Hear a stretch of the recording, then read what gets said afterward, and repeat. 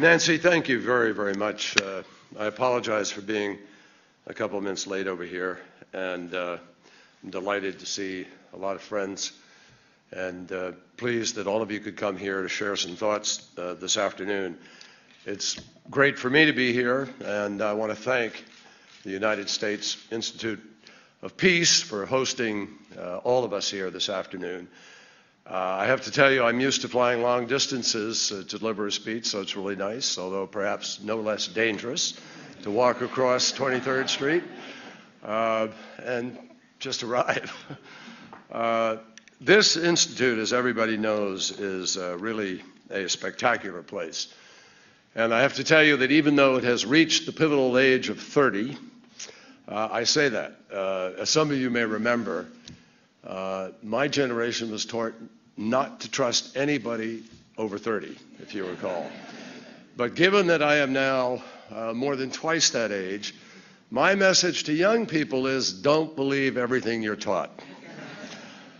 The truth is that under the leadership of Nancy Limborg and my old friend Bill Taylor, this 30-year-old institute is really hitting its stride as a force for reconciliation and conflict resolution. And precisely because of the experience that it has gained, USIP is increasingly effective. It is a place where smart and energetic people come to help others, and I'm absolutely confident that that is going to remain the case for many, many decades to come. So congratulations to all those of you who are part of that effort.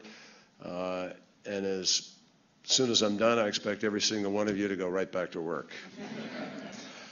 Now, there's another reason that I am especially pleased to be here, and that is stated boldly in the very name of this institute: peace. Across the street in the Harry Truman Building, there are thousands of men and women who think about peace and work for peace every single day. And they think about especially what it would mean to the many millions of people who live without it, including many who have never in their entire lives actually known it. And as a veteran, a diplomat, a citizen, a father, a grandfather, I personally believe that peace is as worthy a pursuit that anybody could imagine, and that no matter how hard it is to achieve, the attempt, if guided by principle and realistic vision, is always worthwhile. I doubt there are many leaders who at the end of their lives look back with regret at having done all that they could to prevent war. And I hope there are none who think to themselves, thank God I didn't bother to lift a finger to stop people from killing each other. I doubt that. So it shouldn't be a surprise to you that peace is a major theme here at this institute this afternoon of my remarks. Now, as you know, these are extremely complicated times. That's not an excuse, it's a statement of the playing field. And I appreciate the chance to share some thoughts in advance of the G20 summit that begins Sunday in Antalya, Turkey. Our leaders will assemble there with a full agenda, which reflects the fact that our country, my country, the United States of America, is today engaged in more areas of the world, on more important issues, with more partners, with higher stakes than at any time in history. And that is not an exaggeration. Along the Pacific Rim, we have negotiated a landmark trade pact that will bind together 40% of global economies based on high labor and environmental standards and 21st century rules of the road. In Africa, we are working with local partners to train the leaders of tomorrow to increase access to electricity, improve food security, to end debilitating conflicts, and ensure that our success in stopping Ebola cold and in slowing the spread of HIV/AIDS is sustained into the future. In Latin America, we are reaching out to the people of Cuba by normalizing relations after 54 years, while also working hard with our special envoy to help Colombia to move closer to a negotiated solution to the decades-long struggle with the rebel group FARC the longest conflict openly on the planet. In Europe, we are standing firm with our allies in support of a democratic and sovereign Ukraine, and in sending a strong message of reassurance that NATO's promise of collective defense will be upheld. And in recent days, we have seen the beginning of what promises to be the most dramatic transformation of a nuclear program since the breakup of the Soviet Union, as Iran begins to mothball centrifuges, destroy the core of its heavy water plutonium reactor, and export much of its stockpile of enriched uranium.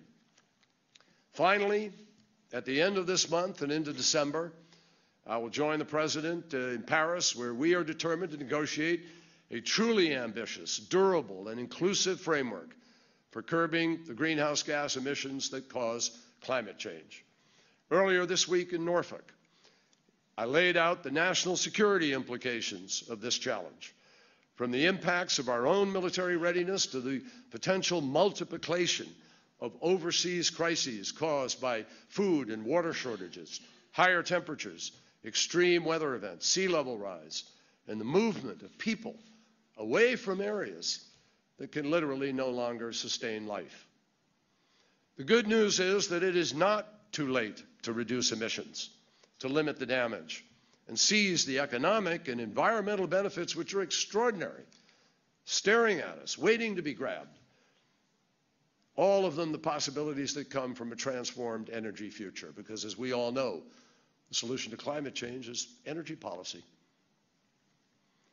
We are pulling out all the stops to make sure that we can succeed, because the consequences of continued inaction, of more excuses, more delays, more refusals to acknowledge what is taking place right before our eyes are simply unacceptable. So it is an understatement to suggest that it's complicated, that there's a lot going on out there. In fact, there are many important subjects that we could be discussing well through this afternoon and into the evening. But today, I really want to focus on an area of the world, and in fact, one particular country that has been the central concern of the Obama administration for the past 4.5 years, and that is Syria. The civil war there and the humanitarian disaster that is unfolding before the world's eyes, that has flowed from all of the insecurity and challenges of modernity, clashing with culture and young people and their aspirations, all of that will be a major topic of discussion at the G20 summit. And before that, at the meetings that I will participate in Vienna on Saturday. So I thought this might be a good time to bring you up to speed on the administration's strategy in Syria, on decisions made by the president, and on the actions that we are taking and will build on in weeks and months to come. Now, Syria, as we know it, is not just another country. In fact, it is one of the first places that most of us learned about when studying history in school.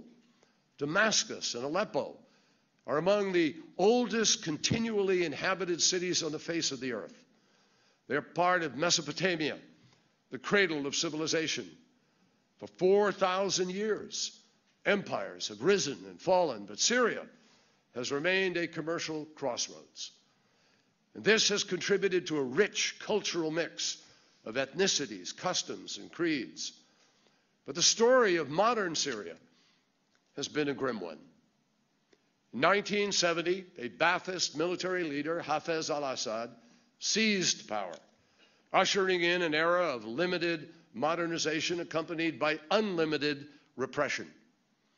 In the year 2000, Assad was succeeded by his son, Bashar, raising hopes for the possibility of greater political openness, hopes that the new leader chose not to fulfill. It was little wonder then that when the sparks of Arab Spring began to ignite, demands for change were heard in Syria. The protests were actually quite modest at first, and they were driven not by sectarian or religious differences, but by the lack of freedom and jobs. The violence only began when Assad responded to peaceful demonstrations by sending in thugs to beat up young people. And when the parents of those young people objected, and they took to the streets themselves, the regime replied with bullets and then with bombs. Having made peaceful change impossible, Assad made war inevitable.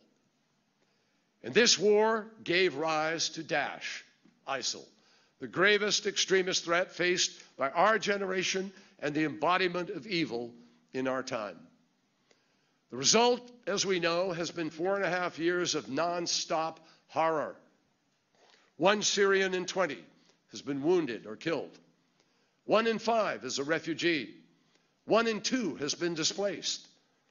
The average life expectancy dropped by 20 years. 80% of the electricity has been knocked out, plunging much of the country literally into darkness. And the burden of the conflict falls most heavily on the smallest shoulders. Imagine what it would mean for America's future if the entire public school systems of our largest cities, New York, Chicago, Los Angeles, were suddenly to close and stay closed.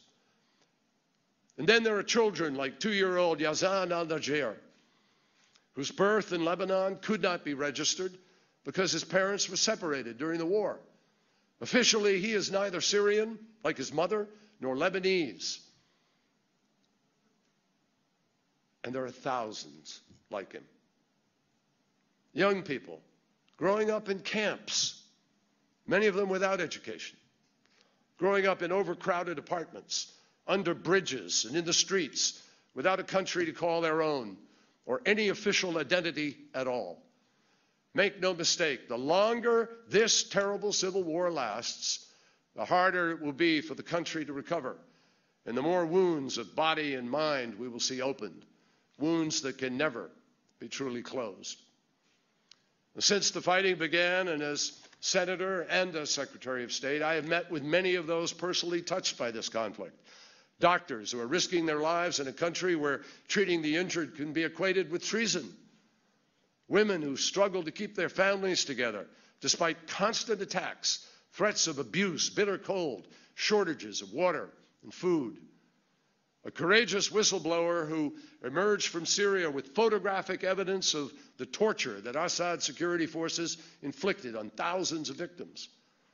And just a few weeks ago, with refugees, I've talked to those refugees too, who had survived barrel bombs dropped from helicopters and made their way to Berlin, Germany.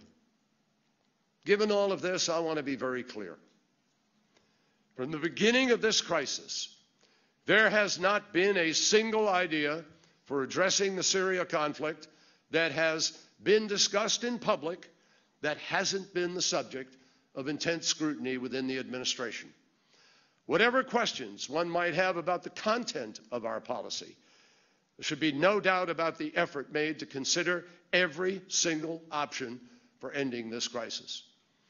That explains why the United States originally supported the deployment of international human rights monitors to Syria, why our UN ambassador, Samantha Power, led the fight in the Security Council to demand access for humanitarian relief agencies and for an investigation into war crimes by the International Criminal Court. And it is why we have been at the forefront of every single attempt to forge a diplomatic solution from the day I know that I became Secretary of State. It's why we have been in regular contact from the outset with mainstream Syrian opposition groups, meeting with them repeatedly, helping them in ways both public and private, and encouraging them to unify and take steps to broaden their support.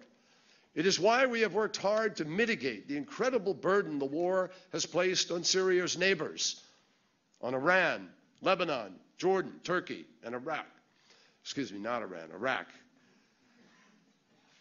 And in each case, we have coordinated closely with the government in order to prevent the violence from spreading and to help them cope with the massive influx of refugees that has now spread even beyond their own region into the heart of Europe.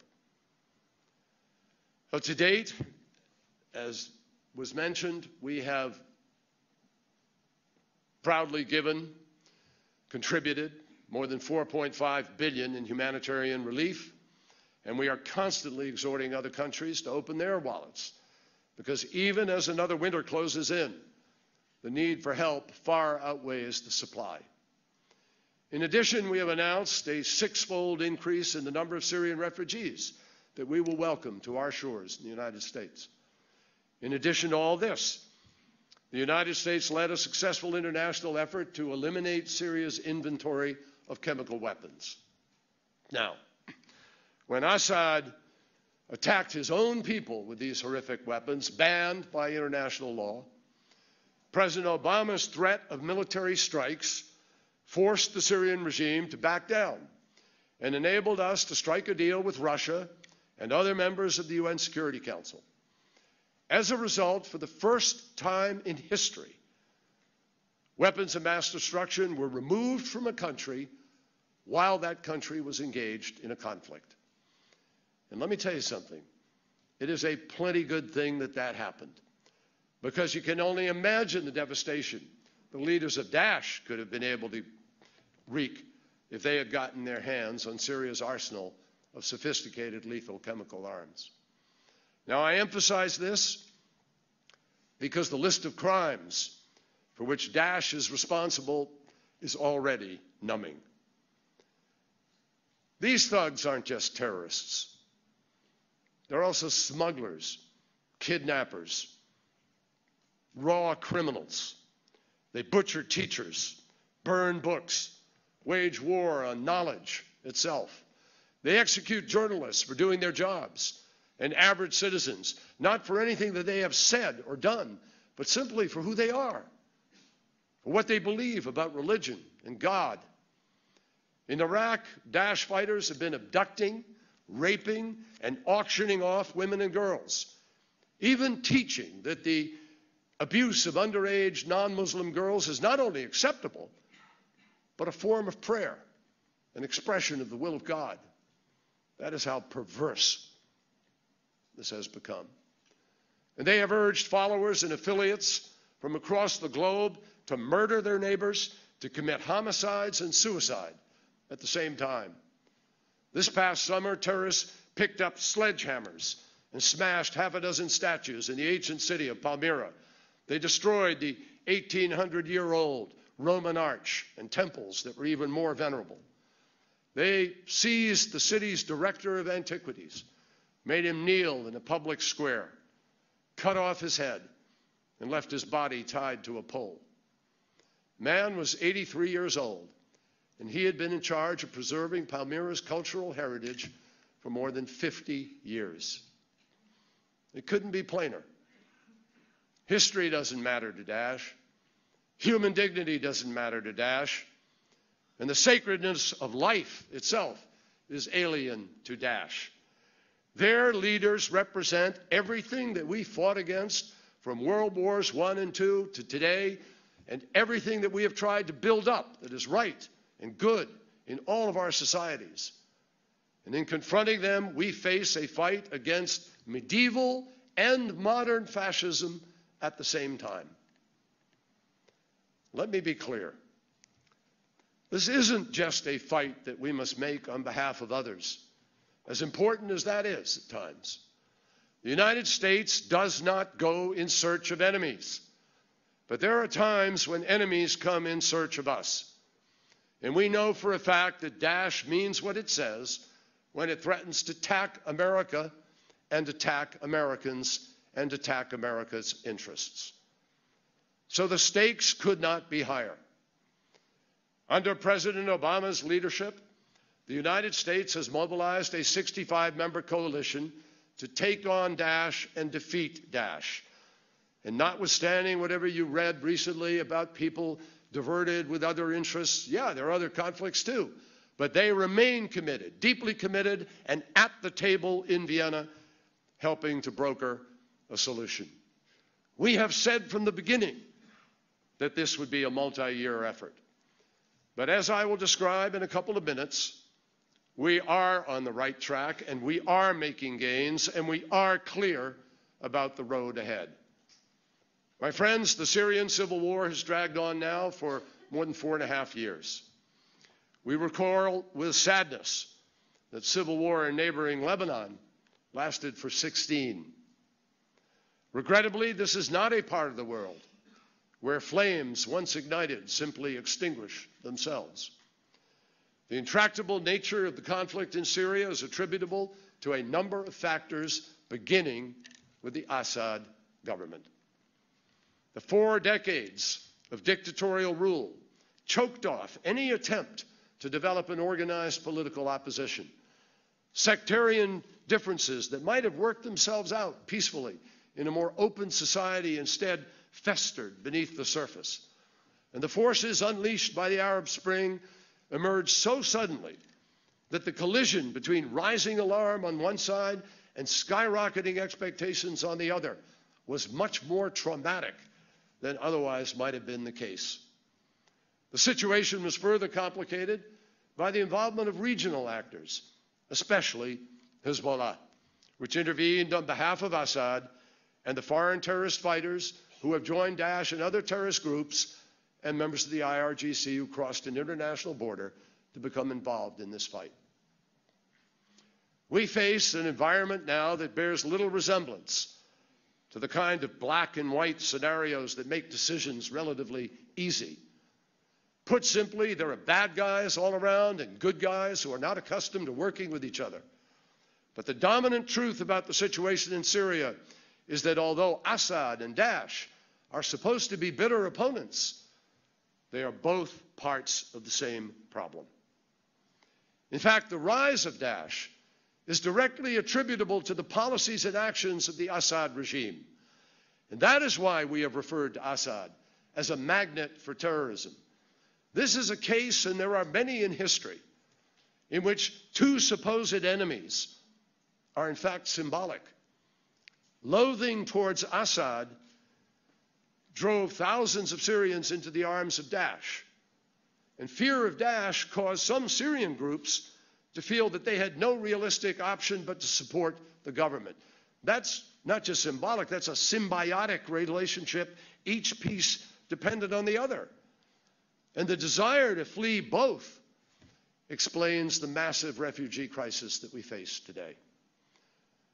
The relationship between Assad and Daesh clarifies one of the apparent peculiarities of this conflict, that the 2 extremes have only rarely targeted one another. Think about that. In fact, they even do business with each other, buying and selling oil. Assad and Daesh are enemies far more in theory than in fact, and neither has shown any interest in bringing the killing to an end. If neither the dictator nor the terrorists are the answer, and they are not, our challenge is to create conditions under which a clear and broadly acceptable alternative can emerge. To that end, President Obama has set for our nation 3 interrelated goals. We begin with Daesh.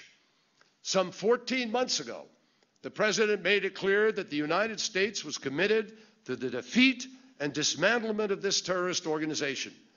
And over the last month, he has directed every member of his national security team to pick up the pace and move forward with ideas for degrading and defeating Daesh more rapidly, more completely, and permanently. Second, we are intensifying our diplomatic effort to finally bring an end to the civil war in Syria. And third, we are determined to support our friends in the region and to ensure that the instability created by the Syrian crisis does not spread further beyond its borders. Now, these measures are mutually reinforcing. The more progress we make on one, the more likely we are to succeed on the others. President Obama has made his view clear that the crisis in Syria cannot be resolved militarily, and that remains the case. But it's also clear that the chance for successful diplomacy depends in part on the ability to exert leverage, on control of territory, on perceptions about who is gaining or has the upper hand.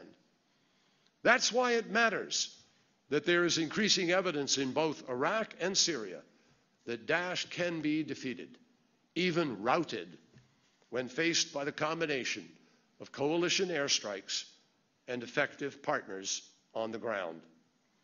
Remember, this coalition has only been together for 14 months. People forget that. Last summer, it did not even exist. But the coalition has already made a huge difference in reversing Daesh's momentum and in saving people's lives. And the evidence is there for everybody to see. To date, the coalition has launched more than 8,000 airstrikes in Iraq and Syria, and the number is rising every day. There were more than 40 just last night. The coalition and its allies on the ground have defended Mosul Dam and other vital facilities in Iraq, while also preventing a terrorist assault on Baghdad. We've driven Daesh from the critical border town of Kobani, everybody predicting it was going to fall and how terrible that would be. Well, it didn't fall. And it didn't fall because we stepped up and the president ordered the strikes, and we reinforced and we provided ammunition and capacity, and people were able to fight back. We've seen the city of Tikrit liberated, enabling most of its population, about 100,000 people, to return and start to rebuild their communities. With its partners, the coalition helped to rescue an endangered minority on Sinjar Mountain, and today, as we sit here, Allied forces are engaged in a major operation to liberate Sinjar itself, cut off Highway 47, which is Daesh's main artery from Syria into Iraq. We've also established a robust program, including the deployment of thousands of American advisors to train and assist Iraqi security forces. We have significantly degraded Daesh's top leadership, including Haji Mutaz, the organization's second in command, and we continue to eliminate commanders and other personnel from the battlefield. Overall, Daesh is unable to operate in 20 to 25% of the territory it controlled a year ago. And we are just getting started.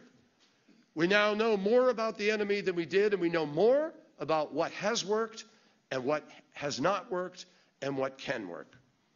And so, at the President's direction, and with those lessons in mind, we are stepping up our strategy in all its aspects. In Iraq, we are supplying our partners with the help that they need in the form of armored bulldozers and mine-clearing equipment to break down the Daesh defenses around the key city of Ramadi. In fact, as I speak, Iraqi forces are engaged in a systematic but carefully calibrated effort to encircle and retake that city. Meanwhile, another Iraqi force recently took back the Baiji oil refinery, which is strategically located on the road linking Baghdad and Mosul.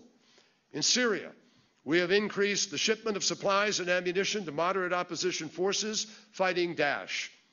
And the President has authorized the deployment of a small number of U.S. Special Forces in an advisory role to help them in this fight. We are encouraging our European allies to do more, and they are.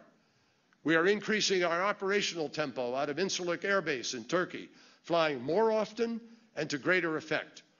We joined with our Kurdish partners in a daring rescue operation that saved the lives of 79 Daesh prisoners who were about to be executed one by one. We remain in constant communication with our Arab friends who are fully supportive of our goals and continue to participate in coalition efforts, which are not just military, but also include putting relentless pressure on Daesh's finances, on its ability to attract foreign recruits, and on countering its message of division and hate using all of the media available to do so. We're also providing additional assistance to enhance the security capabilities of Jordan and Lebanon. And these efforts are paying off. Not long ago, Daesh controlled more than half of Syria's 500-mile-long border with Turkey. Today, it has a grip on only about 15%, and we have a plan with our partners to pry open and secure the rest, and we will. We are striving with local forces to put the squeeze on Raqqa, the center of Daesh's operations. We have hit some of the organization's key energy facilities, including just recently the Omar oil field, from which the terrorists derive both revenue and fuel. And we have made Daesh change the way that it moves and operates, because its leaders now get up each morning worrying about what might come down from the sky. All of this and more is part of a strategy to continue building on what has worked and to apply pressure against Daesh from as many directions as possible, with as much intensity as possible, for as long as it takes. At the same time, we know full well that the struggle against Daesh is not taking place in a political vacuum. And that is why we are working to promote a fully sovereign, stable, self-reliant, inclusive Iraq that is secure in its borders and able to protect all of its citizens. But the truth is that nothing could do more to bolster the fight against the terrorists than a broadly supported diplomatic process that would begin to de-escalate the conflict and that would give the Syrian people a real choice, not between Assad and Daesh, but between the status quo and something far better and long overdue, a true transition in which responsible Syrians from across the political spectrum will have a voice. That is why another core element of our strategy in Syria is diplomatic. A renewed political initiative, broader and more action-oriented than any previously attempted, to isolate the terrorists and set Syria on the path to peace. Now, this possibility was the focus of meetings in Vienna at the end of last month. Meetings that for the first time brought together all the key international interested parties to the very same table. And guess what? It came out with a product. That session produced a communiqué endorsed by every country who attended, countries that don't always agree on much, like Saudi Arabia and Iran, but who do agree that Daesh is evil and that the war in Syria must be brought to an acceptable end as soon as possible. More specifically, the countries represented in Vienna agreed to support Syria's unity, independence, territorial integrity, and pluralistic character. We agreed, all of us, that Daesh and other terrorist groups have to be defeated. We agreed, all of us, that Syria's state institutions should remain intact so we don't have the implosion that we saw in Iraq. We saw, and we all agreed, that the rights of all Syrians, regardless of ethnicity or religious denomination, have to be protected in whatever government comes out. We agreed, all of us, that access for humanitarian relief has to be assured throughout the country, and that will be one of the topics we talk about on Saturday. We agreed, all of us, to increase support for internally displaced persons and for refugees and for the countries that host them. And we agreed, all of us, that the UN should convene members of the Syrian government and the Syrian opposition to develop a plan along the lines of the 2012 Geneva Communiqué, leading to a credible, inclusive, non-sectarian governance followed by a new constitution and by free and fair, transparent, accountable elections run under the supervision of the United Nations to the highest standards of elections anywhere in the world. We agreed on that, all of us. And we agreed to explore the possibility of a nationwide ceasefire to be initiated in parallel with this renewed political process. Now, obviously, such a ceasefire does not include Daesh, because our effort to defeat Daesh and the effort of our partners to defeat Daesh will continue until we prevail. In fact, it is precisely through this political process that we can, for the first time, if it works, marshal the support of the entire international community against a single common enemy, Daesh. I want to be clear. The Syrian people will be the validators of this whole effort. UN envoy Staffan de Mistura has met with representatives of more than 230 Syrian groups. Our own special envoy, Michael Ratney, has also been in constant communication with Syrian representatives. And I have met with Syrian opposition leaders myself. So this is not about imposing anything on anyone. We are trying to come together as stakeholders to create a framework which can ignite the United Nations negotiating process. But the Syrians will be the first to tell you that they need help from the international community to get there. And what they especially need is a consensus about how to achieve a political transition that will free them from the stranglehold of extremists on the one side and the stranglehold of a dictator on the other, and allow them to shape their own destiny. Now, I want to underscore, the leaders of the responsible Syrian opposition are not focused on revenge.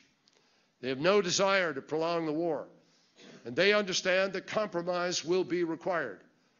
But at the same time, it's simply not possible to go back to the situation that existed before the conflict began. Who in the world truly believes that's possible? Not after month upon month of indiscriminate violence and torture and bloodshed, not after 40 years of dictatorship. Asking the opposition to trust Assad or to accept Assad's leadership is simply not a reasonable request, and it is literally, therefore, a non-starter. And even if we wanted to, my friends, even if you made the worst deal with the devil, as one says, and said, well, that's what you have to do to try to make this process go forward, I got news for you. It will not stop. Because there are those invested in what has happened and in what has been done to them who see Assad as the critical component of the transition. That's why we are pushing so hard for a real transition. Because without a real transition, no matter how much we want it, the fighting will continue and the war will never end. On this point, I acknowledge that we are still working through with Russia and Iran the question of Assad and his role. It has not been settled, and we acknowledge that. But we believe that through this organic process of Syrians defining the future of Syria, we and our partners believe that we can find a road ahead. We can believe that neither peace nor the defeat of Daesh is possible with Assad in power, and that 4.5 years of bitter civil war has made the position of the Syrian people on this subject very clear. So even while divided on this critical issue, the United States and Russia and other countries involved have decided, wisely I think, not to let that disagreement prevent us from trying to build on the common ground that we have established. Build a legitimate organic negotiating process. Our goal is to develop a timetable for action based on interim steps. The participation of a broad range of Syrian parties, including both men and women, and the kind of political transition that will empower the center against the extremes. Now, I cannot say this afternoon that we are on the threshold of a comprehensive agreement. No, there remains a lot of work to be done. The walls of mistrust within Syria, within the region, within the international community are thick and they are high. But those walls will never be breached unless we make a concerted effort and a creative effort to surmount them. Our meeting at the end of October showed that the agreed basis for action is much wider than many had supposed. And looking ahead, it should be crystal clear that Daesh can never again be allowed to gain any control of territory or even, perish the thought, control of Syria, and equally clear that Assad lacks the ability either to unite, to wipe away the crimes of war, and govern a country, or end the war. So if the war is to end, we must find an alternative. That logic is compelling, and it provides a basic unifying principle for our efforts going forward. So on Friday evening, I will return and be in Vienna. Assembled there will be representatives from the Arab League, China, Egypt, the European Union, France, Germany, Iran, Iraq, Italy, Jordan, Lebanon, Oman, Qatar, Russia, Saudi Arabia, Turkey, the UAE, the United Kingdom, and the United Nations. An extraordinary group. And with those many people gathered around the principles that we've already agreed on, our hope and prayer is that we will be able to find a sensible way forward. America's message to each is that we all have a responsibility not to dig in our heels, but to take the next step forward so that the bleeding can stop and the building can begin, and so that the habits of civilization can once again take hold in the region where civilization itself was born.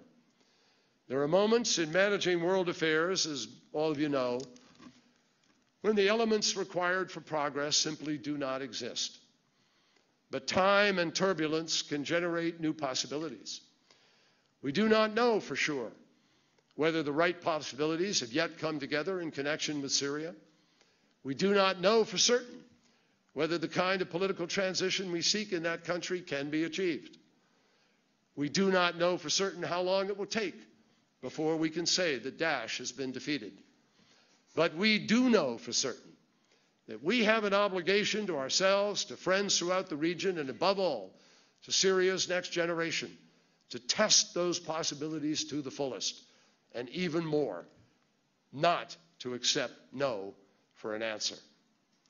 We have a responsibility to do everything we can for as long as we must to fulfill the high aspiration enshrined in the very name of this institution. We have a duty to peace. Thank you very much.